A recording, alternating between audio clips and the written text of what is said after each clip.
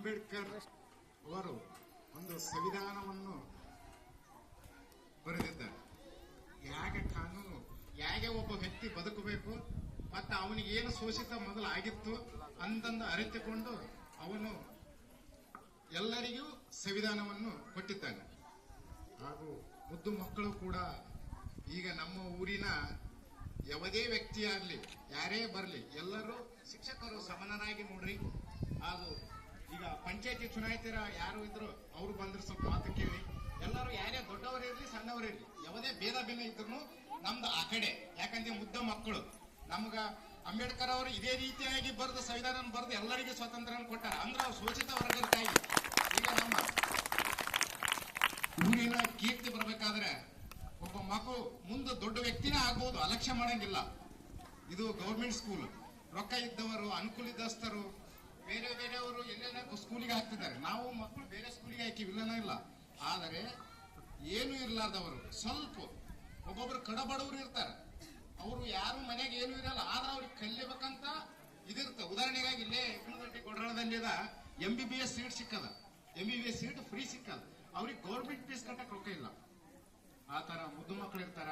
ಇದರಲ್ಲಿ ರಾಜಕೀಯ ಆಗ್ಲಿ ಯಾವುದೇ ವೈಯಕ್ತಿಕ ಆಗ್ಲಿ ಬೇರೆ ಏನೇ ಆಗ್ಲಿ ಅದು ಏನೇ ಇದ್ರು ಎಲ್ಲರೂ ಸಮಾನರಾಗಿ ನೋಡ್ಕೋಬೇಕು.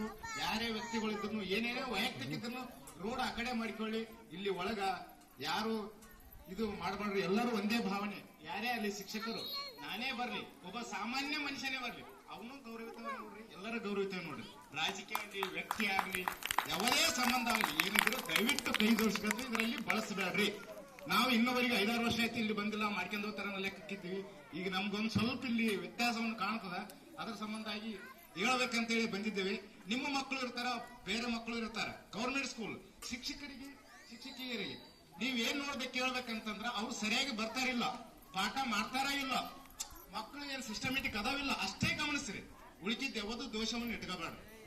ಏನೇನು ದೋಷ ಇರೋದು ಹೊರಗ ಬೇಕಾದ್ರೆ ಯಾರೋ ವ್ಯಕ್ತಿ ಅದು. ಯಾಕಂದ್ರೆ ಶಿಕ್ಷಣ ಇದು ಶಿಕ್ಷಣ ಅಂದ್ರೆ ಇವ್ರು ಮಕ್ಕಳು ದೇಶವನ್ನು ಆಳ್ತಾರೆ. ಇವತ್ತು ನಾವು ಉಳಿಬೇಕಾದ್ರೆ ದೇಶ ಕಾಯ್ತಾರ, ಗಡಿಭಾಗಕ್ಕೆ ಇಲ್ಲಂದ್ರೆ ಎಲ್ಲನೂ ಒಂದು ಪೀಳಿಗೆ ಉಳಿಯಾರಂಗ್ ಮಾಡ್ತಾರ. ಅಂತಂತ ತಂತ್ರಜ್ಞಾನ ಮುಂದದ. ಇವು ಮಕ್ಕಳು ಮುಂದೆ ದೇಶವನ್ನು ಕಾಯ್ದ ನಮ್ಮನ್ನು ಕಾಪಾಡ್ತಾರ.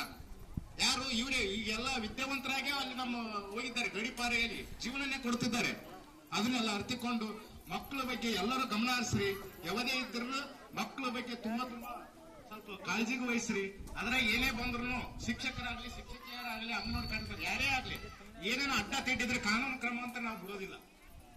ಅವ್ರಿಗೆ ಏನೇನೋ ಅಡ್ಡ ತಿಡ್ಡಿಗಳನ್ನು ಬಂದ್ರೆ ಆದ್ರೆ ಎಲ್ಲರೂ ಸಹಕರಿಸ್ರಿ. ನಾವು ಒಬ್ಬರಿಂದ ಏನು ಮಾಡಕ್ ಆಗಲ್ಲ. ಎಲ್ಲರೂ ಸಹಕರಿಸ್ರಿ, ಎಲ್ಲರೂ ಗಮನ ಹರಿಸ್ರಿ. ದಯವಿಟ್ಟು ನನ್ನ 2 ಮಾತುಗಳನ್ನು ಮುಗಿಸ್ತೇನೆ. ಜೈ ಹಿಂದ್. ನಮ್ಮ